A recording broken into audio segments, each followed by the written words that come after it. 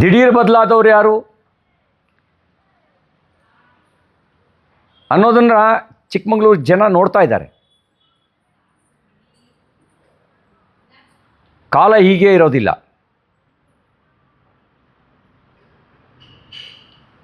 ಮತ್ತೆ ಪುಟಕ್ಕಿಟ್ಟ ಚಿನ್ನದಂತೆ ಮತ್ತೆ ಎದ್ದು ಬರ್ತೀನಿ. ಚಿನ್ನ ಎಲ್ಲಿದ್ದರೂ ಚಿನ್ನನೇ, ಅದರ ಬೆಲೆ ಯಾವತ್ತೂ ಕಳ್ಕೊಳ್ಳಲ್ಲ. ಮತ್ತೆ ಪುಟಕ್ಕಿಟ್ಟ ಚಿನ್ನದಂತೆ ಎದ್ದು ಬರ್ತೇನೆ. ಯಾರು ಷಡ್ಯಂತ್ರದಿಂದ ಸೋಲಿಸಿದ್ರೋ ಅವರಿಗೆ ಮನವರಿಕೆ ಆಗಿದೆ. ಅದೇ ಜನ ವಿಶ್ವಾಸ ಇಟ್ಟು ಓಟ್ ಹಾಕ್ತಾರೆ.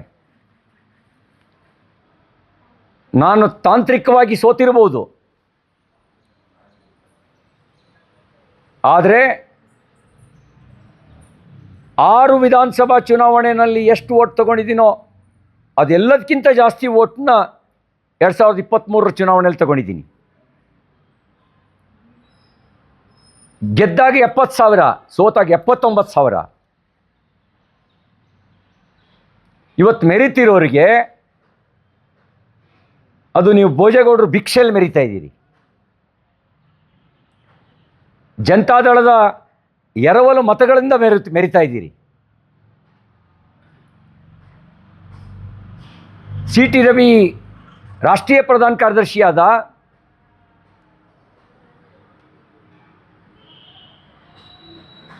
ಅವನು ರಾಜ್ಯದ ಚುಕ್ಕಾಣಿ ಹಿಡಿದು ಬಿಡ್ತಾನೆ. ಏನಾದರೂ ಮಾಡಿ ಸೋಲಿಸಬೇಕು ಅನ್ನುವಂಥ ಷಡ್ಯಂತ್ರದ ಕಾರಣಕ್ಕೆ ನಾನು ಸೋತಿದ್ದೇನೆ. ಜನರ ವಿಶ್ವಾಸ ಕಳ್ಕೊಂಡಿಲ್ಲ, ಜನರ ವಿಶ್ವಾಸದಲ್ಲೇ ಇದ್ದೀನಿ. ಜನನು ಇವತ್ತಿಗೂ ಪ್ರೀತಿಯ ಸುದೇನೆ ಹರಿಸ್ತಾ ಇದ್ದಾರೆ. ಮಕ್ಕಳಿಂದ ದೊಡ್ಡವರವರೆಗೂ ಸೋಲಿನಲ್ಲೂ ಕಷ್ಟ ಕಾಲದಲ್ಲೂ ನನ್ನ ಬೆನ್ನಿಗೆ ನಿಂತಿದ್ದಾರೆ. ಯಾಕೆ ಅಂದರೆ ನಾನು ಪ್ರೀತಿ ರಾಜಕಾರಣ ಮಾಡಿದ್ದೀನಿ, ಅಭಿವೃದ್ಧಿ ರಾಜಕಾರಣ ಮಾಡಿದ್ದೀನಿ, ಜಾತಿ ರಾಜಕಾರಣ ಮಾಡಿಲ್ಲ, ನೀತಿ ರಾಜಕಾರಣ ಮಾಡಿದ್ದೀನಿ, ಪಕ್ಷನಿಷ್ಠೆ ರಾಜಕಾರಣ ಮಾಡಿದ್ದೀನಿ.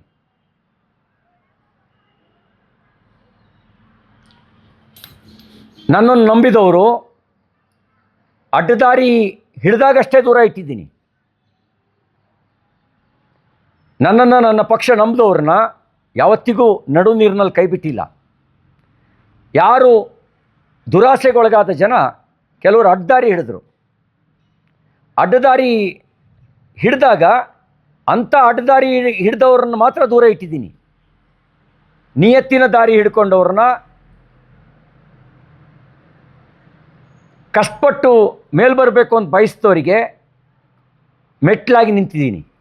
ಕಷ್ಟಪಟ್ಟು ಮೇಲ್ ಬರೋದಕ್ಕೆ 100 ಜನ ಆ ರೀತಿ ಕಷ್ಟಪಟ್ಟು ಸೈಕಲ್ನಿಂದ ಬೈಕಿಗೆ, ಬೈಕಿನಿಂದ ಕಾರಿಗೆ, ಕಾರಿನಿಂದ ದೊಡ್ಡ ಕಾರಿಗೆ ಬಂದಿದ್ದಾರೆ. ಚಿಕ್ಕಮಗಳೂರು ಜಿಲ್ಲೆಗೆ ಕಣ್ಣಿಗೆ ಕಾಣುತ್ತೆ ಯಾರು ಸೈಕಲಿಂದ ಬೈಕಿಗೆ ಬಂದರು, ಯಾರು ಬೈಕಿಂದ ಕಾರಿಗೆ ಬಂದರು ಅಂತ.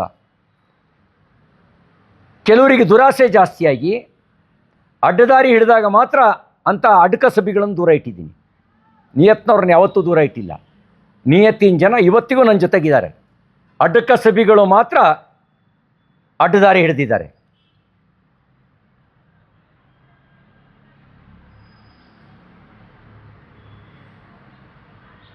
ಸರ್ಕಾರ ನಿಮ್ಮದೇ ಇದೆ. ಯಾರು ಅಕ್ರಮ ನಡೆಸ್ತಾ ಇದ್ದಾರೆ ಅನ್ನೋ ತನಿಖೆ ಆಗಲಿ.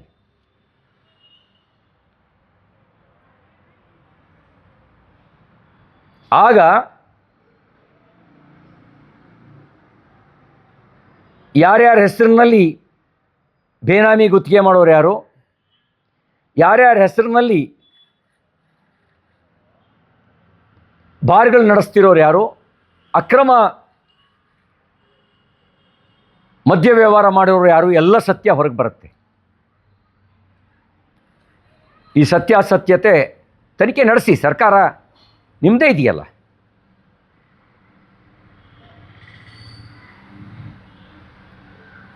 ಜನರ ಪ್ರೀತಿಗೆ ಸೋಲ್ತೀನಿ. ಅಡ್ಡಕಸಬಿಗಳ ಬೆದರಿಕೆಗೆ ಬೊಗೋಲ್ಲ. ಕೆಲವರು ನಿನ್ನೆ ನನ್ನ ವಿರುದ್ಧ ಪತ್ರಿಕಾಗೋಷ್ಠಿಯಲ್ಲಿ ಮಾತಾಡಿದ್ದಾರೆ. ನನ್ನ ಬದುಕು ಸಾರ್ವಜನಿಕವಾಗಿ ತೆರೆದ ಪುಸ್ತಕ. ಕಷ್ಟಪಟ್ಟು ಹೋರಾಟ ಮಾಡಿ ಸಾರ್ವಜನಿಕ ಜೀವನಕ್ಕೆ ಬಂದಿದ್ದೇನೆ. ಪಕ್ಷ ನಿಷ್ಠೆ ಇಟ್ಕೊಂಡು ಕೆಲಸ ಮಾಡಿದ್ದೀನಿ.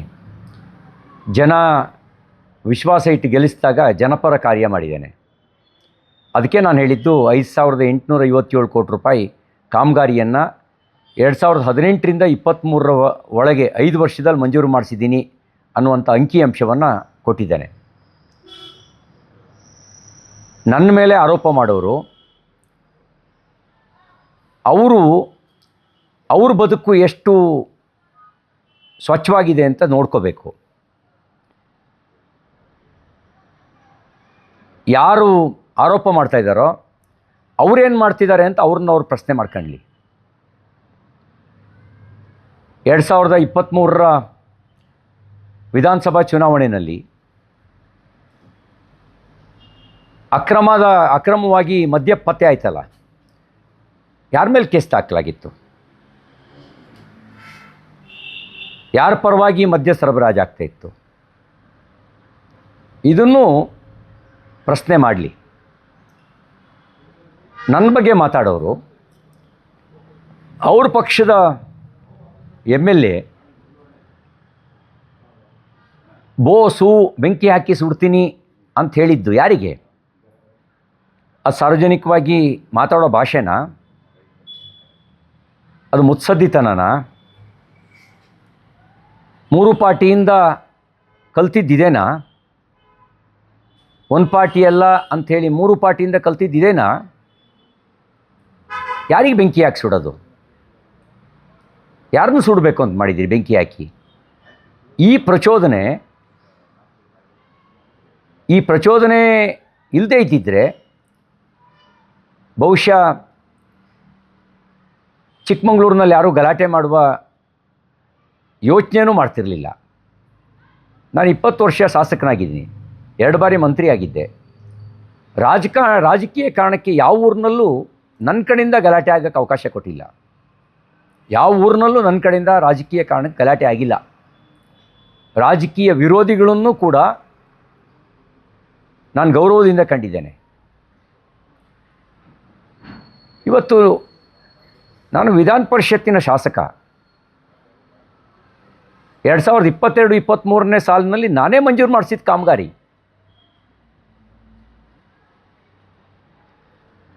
ಟೆಂಡ್ರು ಕೊಡಬೇಕಾದ್ರೆ ಮುಖ ನೋಡಿ ಟೆಂಡ್ರು ಕೊಡಲ್ಲ, ಆನ್ಲೈನ್ ಟೆಂಡ್ರ್ ಆಗುತ್ತೆ.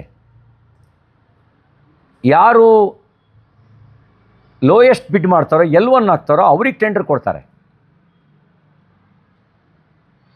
L2ಗೂ ಕೊಡಲ್ಲ, L3ಗೂ ಕೊಡಲ್ಲ, L1 ಆದರಿಗೆ ಕೊಡೋದು.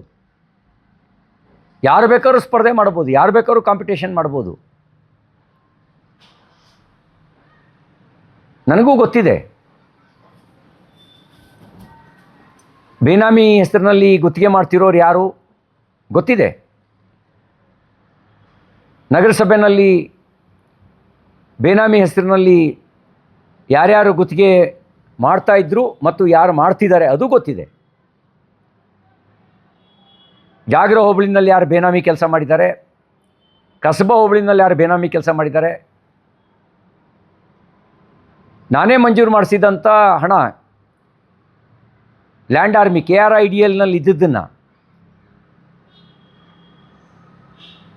BJP ಸರ್ಕಾರ ಹೋದ್ಮೇಲೆ ಯಾರ್ಯಾರು ಹಂಚಿಕೆ ಮಾಡಿಕೊಂಡು ಕೆಲಸ ಮಾಡಿದ್ದಾರೆ ಅನ್ನೋದು ಗೊತ್ತಿದೆ.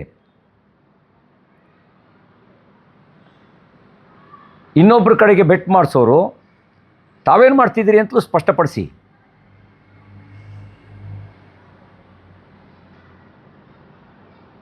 ಗೌರವಯುತವಾಗಿ ಬದುಕಿದ್ದೀನಿ, ಗೌರವಯುತವಾಗಿ ರಾಜಕಾರಣ ಮಾಡಿದ್ದೀನಿ, ಹೋರಾಟ ಮಾಡಿ ರಾಜಕಾರಣ ಮಾಡಿದ್ದೀನಿ, ಜನರ ಪ್ರೀತಿ ಗಳಿಸಿ ರಾಜಕಾರಣ ಮಾಡಿದ್ದೀನಿ. ಚಿಕ್ಕಮಗಳೂರಿನಲ್ಲಿ 20 ವರ್ಷ ಪ್ರೀತಿಯ ರಾಜಕಾರಣ ಮಾಡಿದ್ದೀನಿ, ಭೀತಿ ರಾಜಕಾರಣ ಮಾಡಿಲ್ಲ, ರಾಜಕೀಯ ದೌರ್ಜನ್ಯದ ರಾಜಕಾರಣ ಮಾಡಿಲ್ಲ.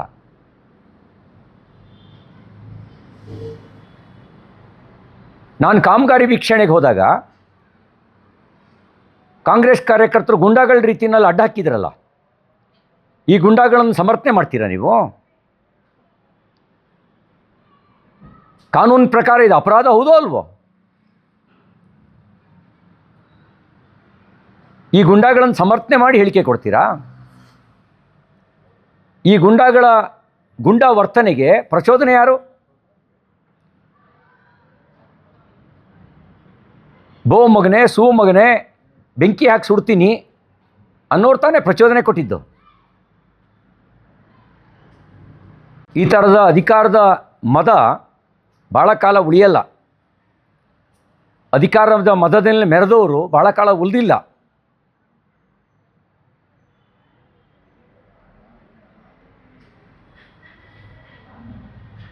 ಜನರು ತೀರ್ಮಾನ ಮಾಡ್ತಾರೆ ಪ್ರಜಾಪ್ರಭುತ್ವದಲ್ಲಿ. ನಾವು ಸಿದ್ಧಾಂತಕರಾಗಿ ರಾಜಕಾರಣಕ್ಕೆ ಬಂದವರು. ಅಧಿಕಾರದ ಹಪಾಹಪಿತನ ಇದ್ದಿದ್ರೆ ಆ ಹಪಾಹಪಿತನದಲ್ಲಿ ಬೆಳಿಗ್ಗೆ ಒಂದು ಪಕ್ಷ, ಸಾಯಂಕಾಲ ಒಂದು ಪಕ್ಷ, ರಾತ್ರಿ ಒಂದು ಪಕ್ಷ ಅಂತ ಬದಲಾಯಿಸಕ್ಕೆ ಬರ್ತಿತ್ತು. ಬೆಳಿಗ್ಗೆ ಒಂದು ಪಕ್ಷ, ಸಾಯಂಕಾಲ ಒಂದು ಪಕ್ಷ, ರಾತ್ರಿ ಒಂದು ಪಕ್ಷ ಅಂತ ಮಾಡೋರನ್ನ ನಿಯತ್ತಿನ ರಾಜಕಾರಣಿ ಅಂತ ಚಿಕ್ಕಮಗಳೂರು ಕ್ಷೇತ್ರ ಜನನೂ ಕರೆಯಲ್ಲ, ರಾಜ್ಯದ ಜನನೂ ಕರೆಯಲ್ಲ. ಪಾಪ ಹರೀಶ, ಅವನು APMC ದುಡಿಮೆ ಮಾಡಿದೆ. 2021ರಿಂದ ಚಿಕ್ಕಮಗಳೂರು ಕ್ಷೇತ್ರದಲ್ಲಿ ಅಭ್ಯರ್ಥಿ ಆಗಬೇಕು ಅಂಥೇಳಿ ಪ್ರಯತ್ನ ಮಾಡ್ತಿದ್ದ.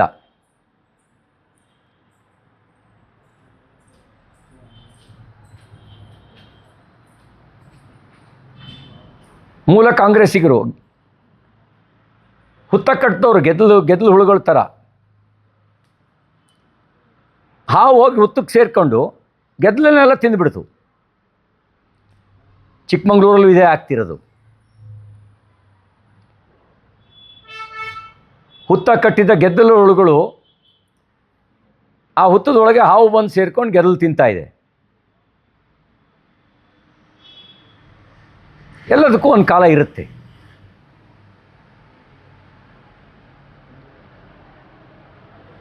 ಅಧಿಕಾರದ ಅಹಂಕಾರದಲ್ಲಿ ಮೆರಿತಾ ಇದ್ದೀರಿ, ಮೆರೀರಿ. ಎಷ್ಟು ದಿನ ಮೆರಿತೀರಿ?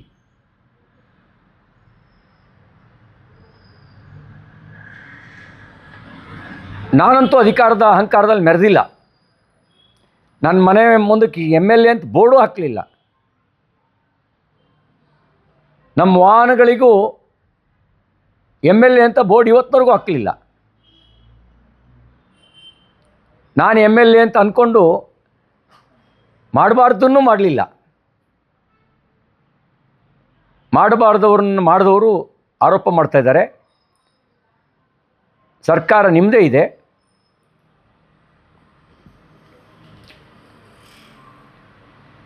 ಬೇನಾಮಿ ಹೆಸರಿನಲ್ಲಿ ಯಾವ್ಯಾವ ಬಾರಿದಾವೆ ಮುಚ್ಚಿಸಿ.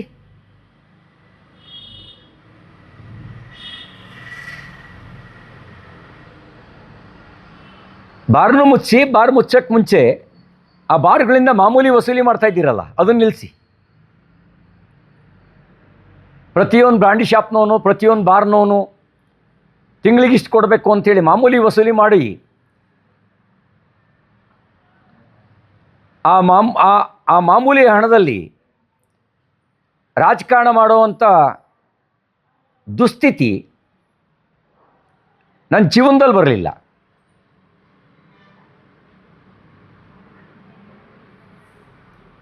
ಈಗ ಈ ದುಸ್ಥಿತಿ ಯಾರಿಗೆ ಬಂದಿದೆ?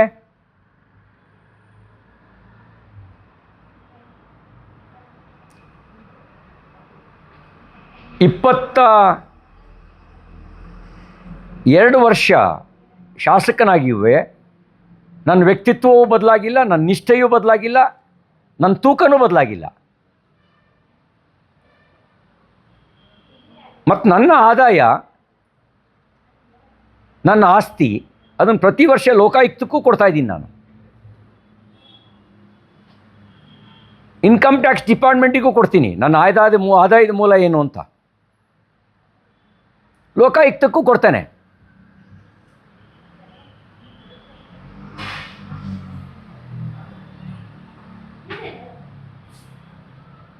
ಆ ಲೋಕಾಯುಕ್ತಕ್ಕೆ ಮತ್ತು ಇನ್ಕಮ್ ಟ್ಯಾಕ್ಸಿಗೆ ನನ್ನ ಆಸ್ತಿ ಎಷ್ಟಿದೆ, ಆದಾಯದ ಮೂಲ ಏನು ಅದನ್ನು ಕೊಡ್ತಾನೆ ಬಂದಿದ್ದೀನಿ.